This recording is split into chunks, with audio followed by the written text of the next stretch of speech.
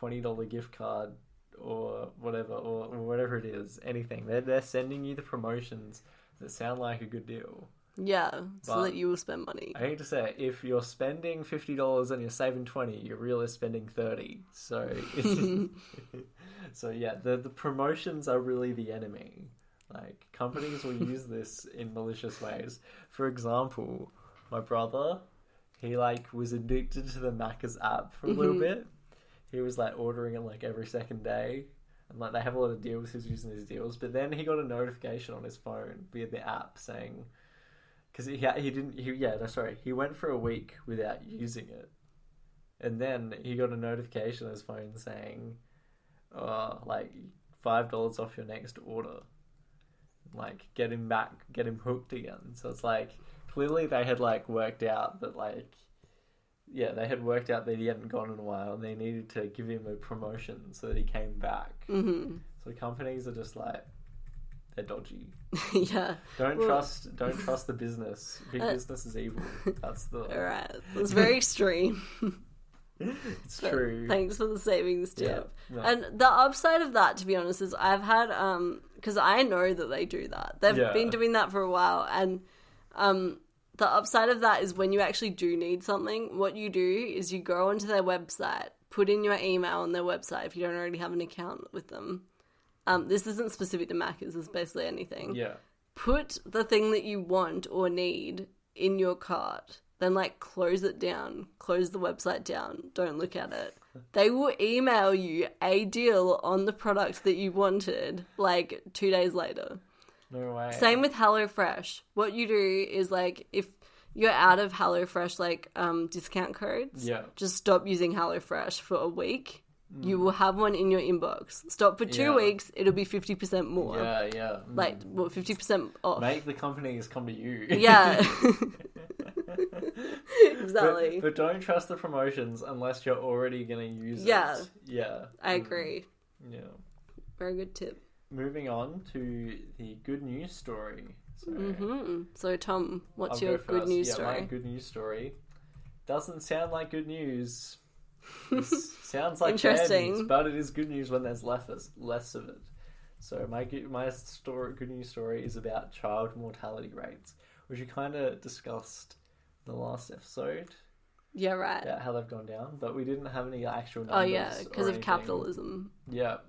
So I think it was life expectancy that it's gone up because of capitalism. I theorized that it was mostly because of child mortality rates. Yeah.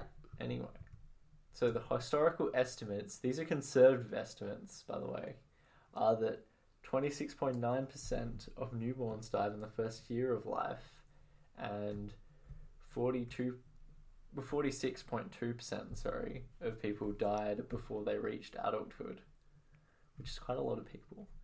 That's like historically. Yeah, that's a lot. And the estimates are also, that's worldwide as well. So the estimates are also that up until 1950 worldwide, the numbers were half that. Oh no, sorry, not half that. Yeah, no, were 1/5 of that. So 5% of newborns dying and 10% of people died before reaching adulthood.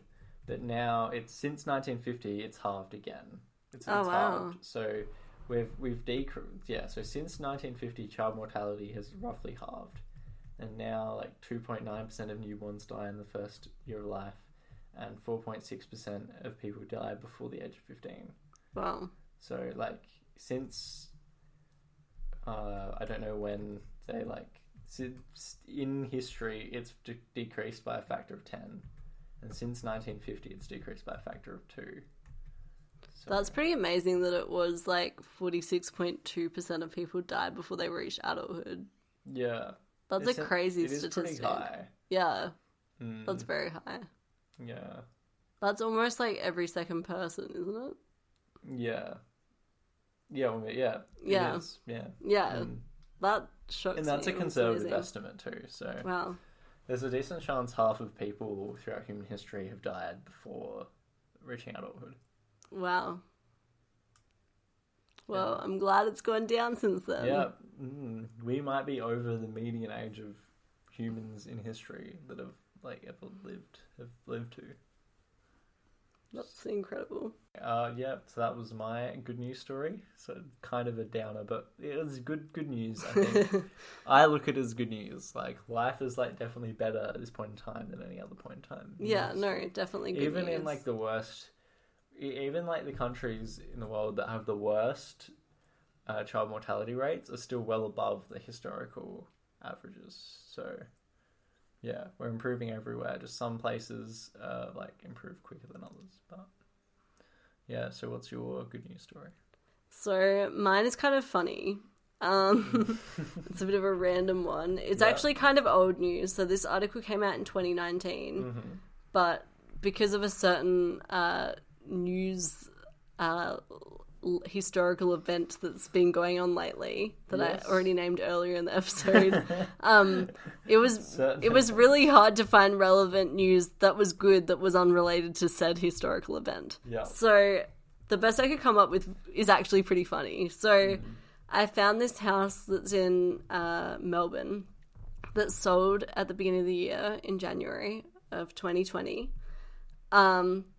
And it was specifically designed to improve health and well-being of the residents in it. So, yeah, it had, like, massive windows to encourage natural light, different things, like, even where the power points were placed was, like, scientifically, like, researched. Really? Yeah, who's doing estimate... a paper on where do you put power points in houses? That's so... Well, it must be something to do with technology use or something. So yeah, it was a scientifically researched house that was like meant to improve well-being, which is interesting. It's pretty cool. So the designer said she wanted to create a house that would leave her family as healthy as possible. And this is a quote from her. She said, "Over the past few years, there's been a push towards sustainability, but there's been a lack of discussion about how those designs and environment can benefit people who live there." So she's like very pro people, but also pro sustainability because the house had an energy rating of more than 6 stars. Oh, okay. So yeah, it was pretty good in that front as well. 6 out of how many?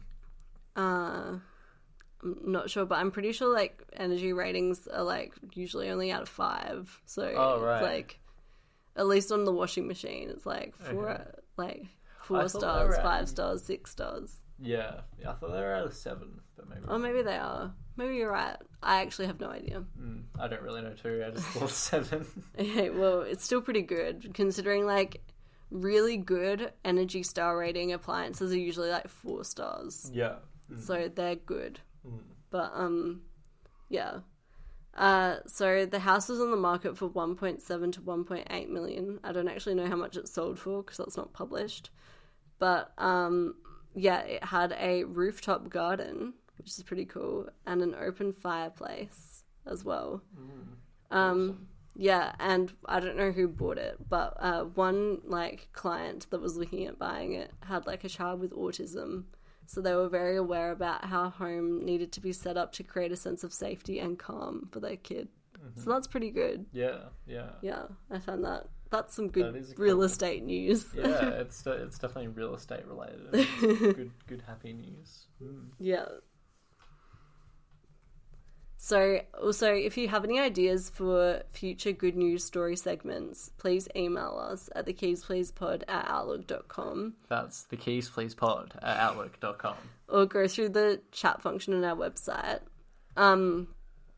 Yeah, because, obviously we're a bit light on in regards to good news that isn't related to said historical, global thing. Don't worry, I'm just going to keep finding like historical statistics about how life has gotten better. Yeah. I reckon I can pump them out. Like... But please, we'd love to hear like more personal good news stories. So if you've gotten engaged, if you're pregnant, if you're like, I don't know, if you managed to get married during this mess, even, I don't know, you graduated. Yeah. Did something cool. Send it all in. We'd love to hear. It will definitely make us... Yeah, even got a new job. And nothing's too small. We'd just love to hear from you. You asked out your crush. Yeah, even that's cool. We can have you and your crush on. Yeah. Love it. Yeah, email in or go to our website. So that brings us to the end of the episode. Thanks for listening. Don't forget to check out our blog